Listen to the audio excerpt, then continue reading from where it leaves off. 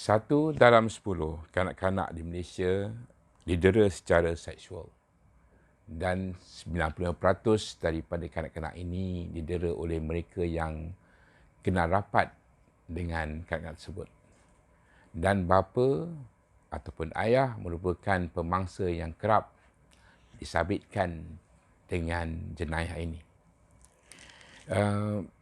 Kenapa bapa ataupun ayah ini sering terlibat dalam jenayah ini?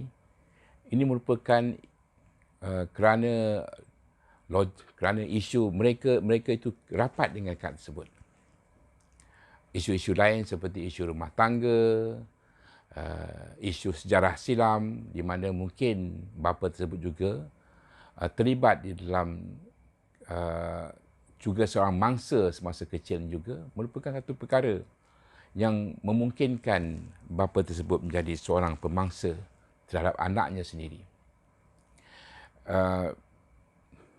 Bapa yang sering berdekatan dengan anak-anak perempuannya terdedah kepada kita panggil emosi seksual terhadap anak-anak mereka tanpa sokongan keluarga, yang merupakan satu faktor yang paling penting di mana keluarga dapat memberi kita panggil merendahkan risiko ataupun meningkatkan risiko, prevention ataupun encouraging the situation. Ada keluarga yang tidak menyokong ataupun tidak mempercayai kanak-kanak tersebut, akan menjadi pendorong kepada isu-isu ini berleluasa. Isu seksual, pendasaran kanak-kanak ini bukan isu sekali. Ia merupakan isu yang berulang-ulang kali. Aktiviti yang berulang-ulang ini akan menyebabkan trauma yang berterusan kepada kanak-kanak tersebut.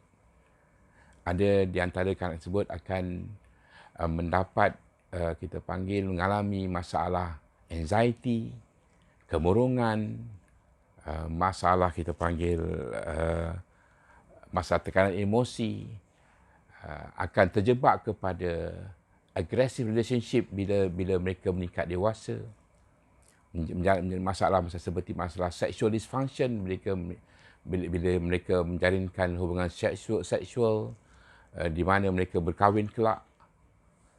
Dan ada di antara mereka yang akan terjebak kepada isu-isu seperti sexual addiction, substance, ketagihan dadah, ketagihan alkohol dan sebagainya. Ini merupakan satu perkara yang serius yang kita perlu ambil perhatian. Dan keluarga, kebanyakan kita kes-kes yang saya lihat, keluarga memainkan peran yang sangat penting. Ada keluarga-keluarga yang menidakkan, menafikan dan tidak mengambil endah bila mana seorang kanak-kanak melaporkan ataupun memberitahu mereka tentang apa yang berlaku kat atas diri mereka. Ini terus menggalakkan aktiviti-aktiviti ini berterusan. Lebih kurang 90% daripada kanak-kanak ini selalunya mereka akan bercakap benda yang benar, memberitahu perkara-perkara yang benar kepada orang lain. Mungkin kepada ibunya sendiri, untuk memberitahu tentang apa yang bapa mereka telah lakukan kepada mereka. Tetapi kebanyakan ibu akan merasakan perkara ini tidak benar, menafikan dan mengatakan kanak-kanak itu mengada-ngadakan cerita dan sebagainya. Perkara ini menyebabkan aktiviti akan berterusan dan kanak-kanak itu tidak akan terbela. Kita selalu percaya kepada kanak-kanak dan kita perlu menyiasat perkara ini. Ada kes-kes di mana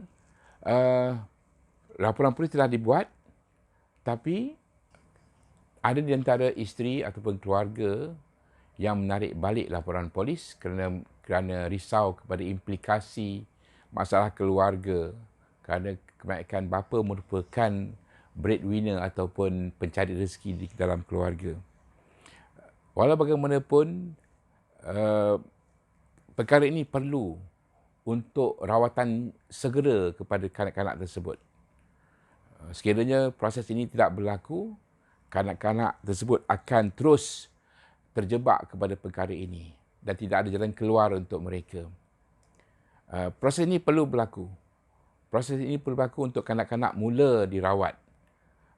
Kaunseling, psikoterapi, terapi kejiwaan, terapi psikologi, dan kadang-kadang terapi-terapi atau rawatan-rawatan fizikal juga perlu untuk merawat kanak-kanak, di mana kanak-kanak ini mungkin terjebak kepada masalah STD ataupun sexual transmitted diseases, di mana mereka perlu dapatkan rawatan yang sewajarnya.